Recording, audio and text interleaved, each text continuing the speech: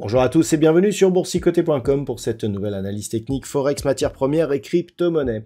Avec une paire de devises euro-dollar qui reste ici au-dessus de cette zone de support oblique mais qui ne parvient pas à casser la zone ici des 1.10. On est resté dans cette zone toute cette semaine puisque nous sommes ici en unité de temps daily. Chaque bougie représente une journée de cotation. Donc on le voit, ça n'a pas bougé. Donc du point de vue global, on reste dans une dynamique haussière. Il ne faudrait pas casser ici cette zone de support oblique, même si ce n'est que la rupture ici de cette zone des 1.0750 qui viendrait valider ici le retournement de la tendance. Mais globalement, eh bien, pour l'instant, il faut attendre une cassure ici de cette zone des 1.10 pour valider éventuellement la poursuite du mouvement, puisque celui-ci ne sera totalement confirmé qu'en cas de rupture du plus haut significatif de cette bougie qui se situe à 1.1140. Donc pour l'instant c'est neutre avec une petite prédominance haussière sur cette paire de devises euro-dollar. Sur la paire de devises livre sterling contre dollar américain, la configuration est un peu plus orientée à la hausse. On peut considérer ici que la zone de support pourrait être repositionnée ici sur cette zone de point bas.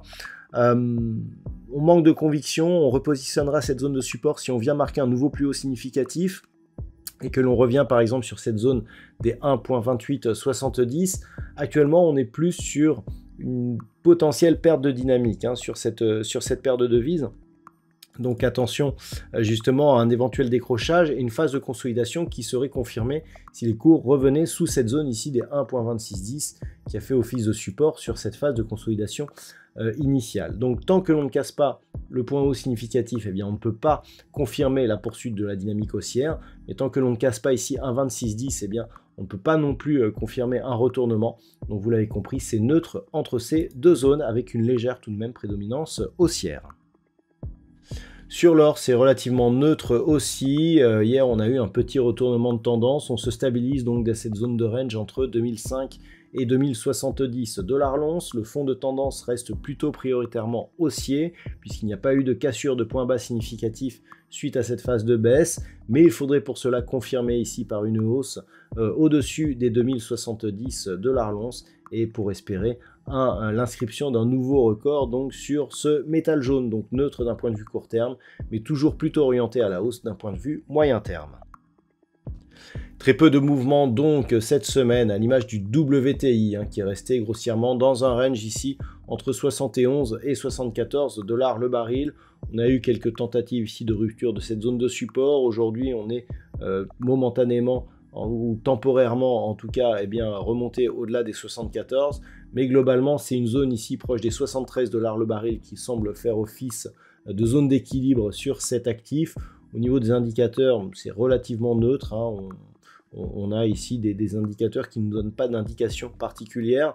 On a tout de même eu ici un quasi-contact avec la bande de Bollinger supérieure, donc attention ici si les cours revenaient sur cette zone des 74 et notamment sur celle des 76.30, car c'est la rupture de cette zone de résistance qui nous donnerait le signal du retournement de la tendance, sachant que nous avons des divergences baissières ici depuis cette phase, et ici deux successions de points bas qui pour l'instant sont positives. Donc si on casse ici ce point haut, on inverse la loi de Dow et on repasse d'un point de vue court terme dans une dynamique positive.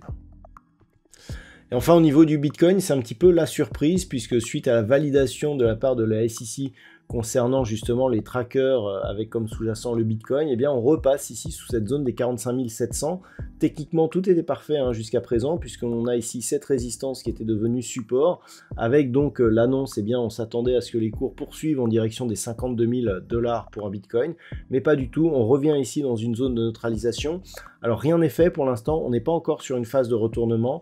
Il faudrait au minimum revenir ici sur cette zone des 40 500, voire casser cette zone pour casser ici cette zone de support qui avait été confirmée sur cette phase d'évolution pour avoir un retournement de tendance et une dynamique donc qui redeviendrait baissière. Donc pour l'instant, c'est une phase de consolidation, mais après un contact ici sur la bande de Bollinger supérieure, le fait que l'on revienne sur la moyenne mobile 20 exponentielle, si on se stabilise à ces niveaux, on reste dans un flux haussier avec comme perspective rupture des 45 700 et poursuite en direction des 51 900 prochaines zones d'objectif du Bitcoin.